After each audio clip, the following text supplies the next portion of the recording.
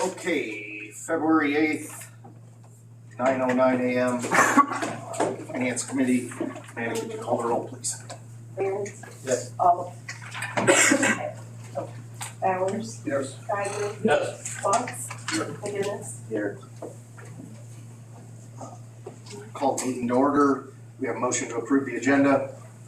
Mr. Behrens, seconded by Mr. Geiger. All in favor? Aye. Aye. Motion carries. Any public comments? We'll move on. Myron's not here. So, anything from Myron or anything, Jill? No, Myron wasn't gonna be here today, I apologize, I forgot to tell you, but, nothing really on his end, and if you have any questions, I can relay those to him. And Susie? So I pulled the most recent Blue Insight report just to check on how things are running. Right now, our medical loss ratio is at 133%. We want to be around 80% when we get towards renewal time. Like October, we're at 183. November was 113, and December is 89.9, so it is coming down. That's good. We had 5 high claims on there. 1 has come off now, so there's just 4 that are still ongoing. I'll continue to monitor that to see when those come off as well. But Blue Cross, when our renewal gets released, they'll stop the report in September. So we're looking at, they'll then use that for the renewal for December. But right now, if we continue to work like we're working, it's just gonna continue to come down. So you're gonna have your high months and your low months, but on average, right now, we're at 133, and we hope that continues to come down for renewal. Any questions? That's a moving average up, you're saying? Yeah, so it's, each month the report comes out, and so next week it'll be out for January, and we'll see where we're at, and then we can continue, and it'll show our high claimants and all that stuff too, so we can continue to look at that, monitor it, and know how we're gonna look at renewal in December. Okay. All right? Already did that. Yes. Have a good day. Thank you. Thank you. Okay, and Bernie? So Very white. excuse me, sorry, so the secondary fiber connection did get installed. We're just waiting for the static WAN/IP information, and then hopefully have that here this week, and then we'll start getting stuff configured and do some testing, hopefully have it up and running by the next meeting.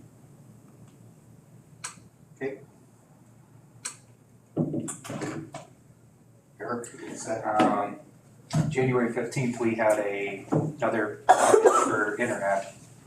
So hopefully area-wide Connexus can put the pedal to the metal on this, because if we get another disconnect, we're gonna have more problems. Do we know how the architecture is gonna work to make the backup function appropriately? I mean, we're some testing, we've got some configuration, routing, DNS things we gotta do, so, area-wide does know the architect of the house will work. Okay. So, the thing that can only work on it, it's nothing that can go over the ICN line that's secure will not work. And that's So it's gonna be understandable, like but I'm phones, losing my internet, email. basic internet. Yes, Sheriff's office can't connect into the servers for their mobile. I lose all my mapping. I lose all of my recording opportunities. I lose a lot to get this. So really what I'm saying to Harry, like, let's get going. well, we just found out that it got installed. If there's a challenge with Connexus, then tell them, make the same message very clear. We keep having a lot of disconnects, and this backup was purchased for that reason. It just needs to get rolling. Yes, we'll get rolling. We just found out that it got installed. The main point of contact was not contacted until somebody else took it over, so we just found out that it got installed. Yeah, I wasn't getting any of the emails this Yeah. morning, so I didn't know that they were finished with the whole process. Well, I don't think they're finished. Or not where they think they're finished, because I was looking around in my communications room and see where the fiber is. There's no devices, There's not gonna be any device in there's there. no termination. We don't want it there. If firewall's not there, it's not gonna be there. It's down where it should be in the server room. It's a separate box for fiber's room. Well, that's just a splitter box. That's not the ONT device or anything like that, the router. The router's down in the server room where we want it, because it's gotta make a connection to the firewall. Okay, so it does have It a does, fiber already over there? it does. Great. Okay, anything else for area-wide or? Okay. Department head reports. Jill? We are continuing to work on the FY '23 audit. Faith and a couple others were down this, beginning of this week, end of last week. They started in the circuit clerk, which is what they usually do. They finish up over there and they have sent out some email requests from each department that they're working through. I haven't given them a final fund balance yet. I was kind of waiting on Callie in the treasurer's office to get her end finished before I can give them a final fund balance check. And so we're just continuing to work on that as far as finance goes. Did, I find it a little ironic, they have Faith and Hope working on the same audit. Well, Hope oversees, I get what you're saying. At first you said Faith and I was thinking of Hope and I'm like, no, that's a different person. No, Faith is the one that always comes down. Hope is the big wig. She's Yeah. The name of doom and gloom. There we go. Got a very positive, rosy outlook over there. And Amanda and I did go to CLA last week, no, the 25th, I think it was, of January, and they had sort of a roundtable informational meeting, so that was kind of nice. They're gonna hold another one here in the next couple months, and we're gonna try to attend that one as well. Are they giving you a good lunch out of the deal or anything? Oh, no, Oh, you got no, it. they As much provided as we pay them, donuts. tell them They they owe did you have a good lunch. donuts. They did have good donuts, yes. Okay, Kurt, You've got, Callie's caught up finally with November, so you have the November balance sheets and the income and stuff that we've received. We will be, as I told Michael earlier, Jill and I worked together once we got final distribution done to see what our cash balances was, and we have $500,000 invested with Illinois funds, which is like a money market. And then I put out another $2 million into CDs, $1 million into a year, and then $1 million into 6 months to try and gain some better interest rates than what the banks are paying, what the local bank's paying us, just leaving our money in our checking, so. Sheriff? The SecureTech courthouse security alarm system was installed. And I believe management, I believe management passed the, to purchase the other ones here for the, admin center, so. Deputy Shinky and Deputy Paisley have switched shifts and are approximately halfway through their FTO training. The plan for the response for migrant buses is in place. I'm working with Scott and EMA on some additional training throughout the county for the deputies and fire departments. Some training for disasters, for school response, that type of stuff. Some training. The initial payment is expected by Starcom for the radios in February. A kickoff meeting is scheduled to start the transition process. We've got a meeting today with Verizon. We'll have to switch our accounts for our air cards for our MDCs to Verizon because the state's iWin lead system is going away in June, July, June 30th. So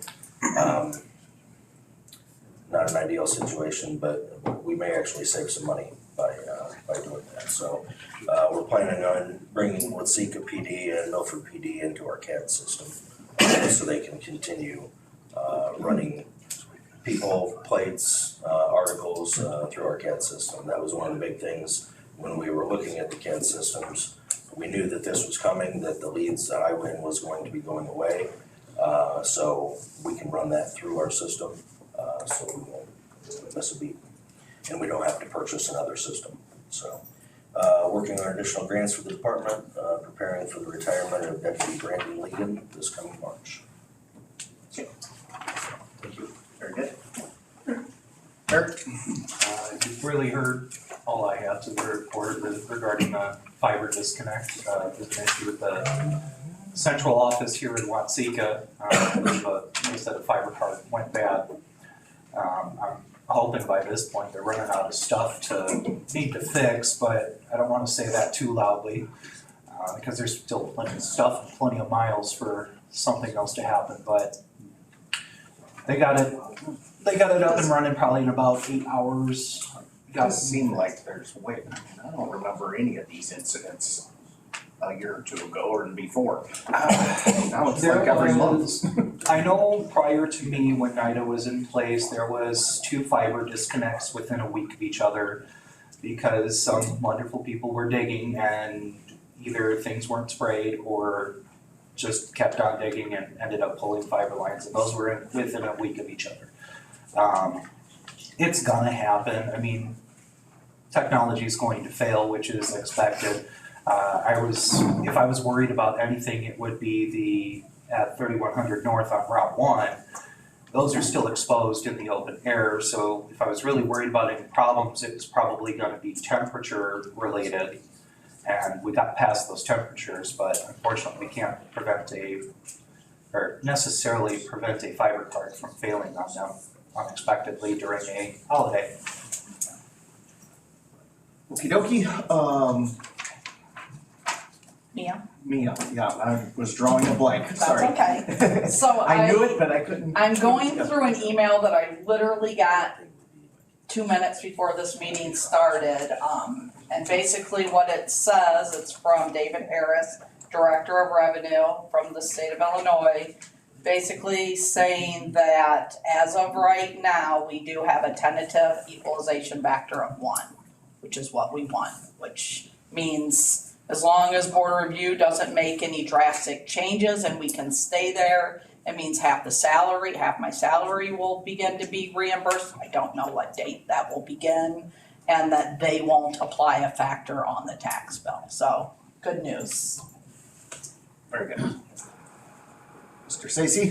The health department is at its peak in terms of cash balance for the year. This is usually when we have our most amount of money.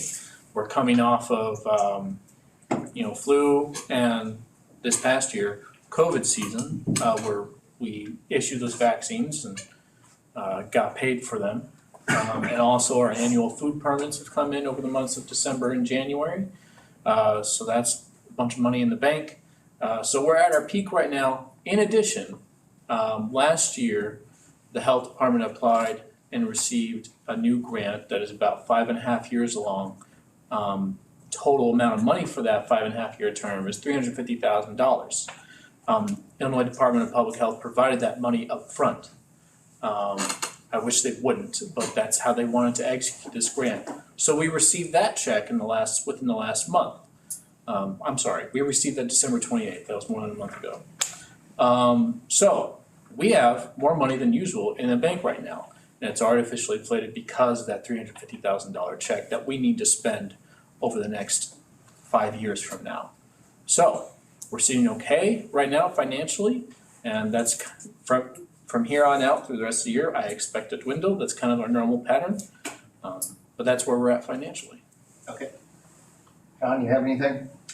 I guess the most newsworthy item is that at the policy and procedure meeting last week, we passed a motion to initiate the process of hiring a county engineer with Alan Harwood. It's a rather complicated process, and I'm not even sure I fully understand it, but basically he has to go to Springfield and take a test, then he has to be interviewed by IDOT and come back here and get the final approval to begin work, so. Okay. That will be coming before the full board next Tuesday to initiate all that. Very good. Okay. I think that's that, then we can move on to claims.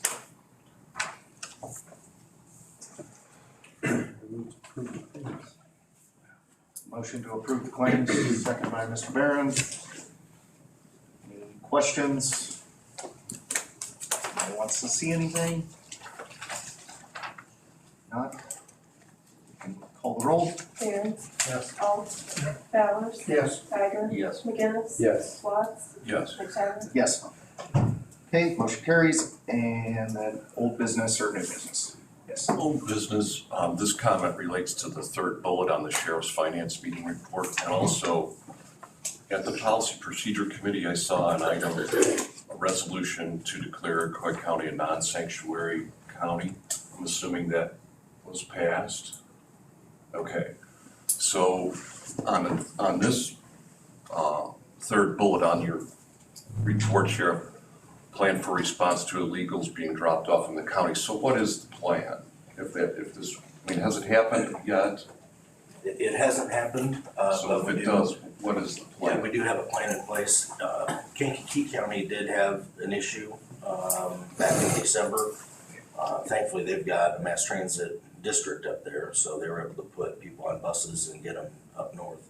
We don't really have that. The only thing we have access to is the show bus. So initially, they were not really willing to work with us, but after I talked with Laura a little bit, she said, yeah, we'll definitely work with you. So say we get a notification there's 50 people dropped off at the pilot in Gilman. We'll be notified, and then we will contact the show bus. We'll get them to River Valley Metro, and then they'll be taken to Midway Airport. We'll be in River Valley Metro. So we worked out all the kinks, all the steps. So. Okay, and if that were to occur, where does that money come from to pay for the show bus to do this? Actually, we would go to Kankakee County. They have purchase tokens, like a large amount of tokens. So I think it's $2 per token to get them on down the road. So I've talked with Kankakee County Sheriff, and he said all we gotta do is stop at the jail and pick up the tokens, and then we would work that out afterwards. Okay, so, but I mean, what is the expense to our county if this were to occur? Roughly zero. Okay. And so I tried to work it out the best way possible, so we wouldn't have to incur any costs of busing or purchasing tickets or anything like that. There is an option to put people on the Amtrak trains, but again, I've researched that option, we have to purchase tickets, so not something I was interested in doing. Thank you. Yep, you're welcome. Wait a minute. Do you have any bilingual officers?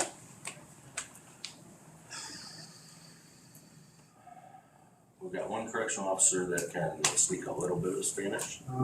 So Andrew Medina, who works midnights at the jail, may. So. That may come in handy. Yeah. I would have access to some bilingual people on the west side through Iroquois West. Okay. So they're easily accessible. So. Oh, and we do have another service. It's called Inlingo. That's provided by the 21st Judicial Circuit. All we've got to do is call this number, tell them what language we need interpreted, and they can go back and forth. They can even do a video service. So that was set up within the last 2 weeks as well. Yes, sir. I'm optimistic, maybe you said it, in the number 2 item you have here, what is FTO training? Field training officer. Oh. So, Is it different between shifts? well, they were on nights, one was on nights, one was on days, and they just switched. Yeah, but is So- there different training for each position? No, it's just, one's training with Sergeant Feller, one was with Lieutenant Moorfield, and then they switched, so Paisley is now with Sergeant Feller. Oh, So, thank you. I And we- missed it if you said that, but and we started Paisley off on day shift because he's not really from the area, to get a little bit of geography down, okay, so I figured that would be easier. thank you. Yep, you're welcome. Okay. I guess if there's nothing else, we can have a motion to adjourn. Mr. Bowers? Here. Mr. Barron's, all in favor? Aye. Aye. Meeting adjourned.